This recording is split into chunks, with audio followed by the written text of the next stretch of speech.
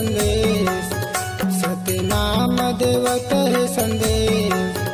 चन्ना जाबो गिरौदपुरी धाम, चन्ना जाबो गिरौदपुरी धाम।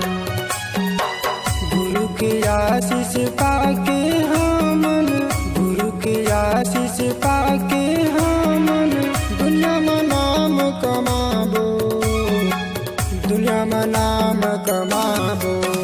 सतनाम देवत है संदेश, सतनाम देवत है संदेश। चन्ना जाबो गिरौदपुरी धाम, चन्ना जाबो गिरौदपुरी धाम।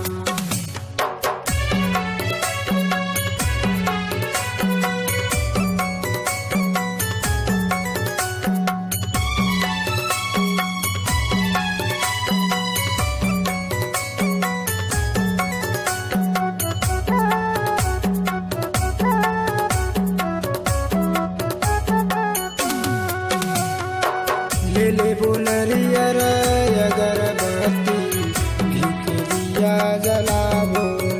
सतनामी समाजला इकट्ठा करके ज्ञान के रास्ता बताबो ना।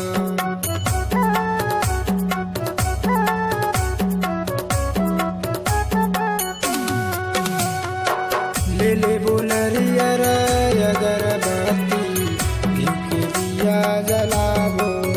सतनामी समाजला इकट्ठा करके ज्ञान के रास्ता बताबो ना। गुरु के आशीष पाके हमन, गुरु के आशीष पाके हमन दुनिया में नाम कमाबो, दुनिया में नाम कमाबो।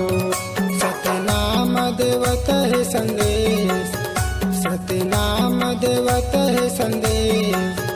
चन्ना जाबो गिरौदपुरी धाम, चन्ना जाबो गिरौदपुरी धाम।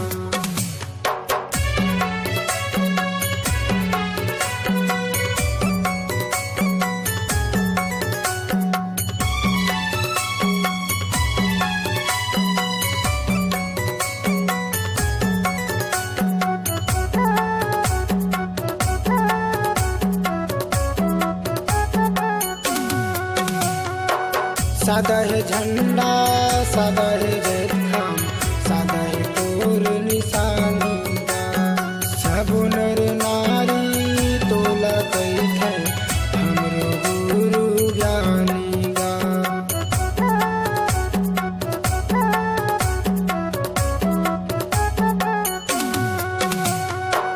सादा है झंडा, सादा है जयखाम, सादा है तोर निशानी।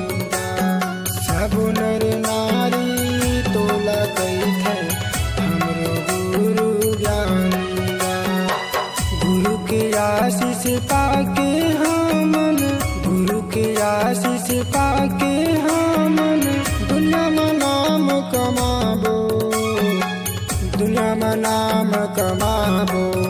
सतनाम देवत है संदेश, सतनाम देवत है संदेश। चन्ना जाबो गिरौदपुरी धाम, चन्ना जाबो गिरौदपुरी धाम। सतनाम देवत है संदेश, सतनाम देवत है संदेश।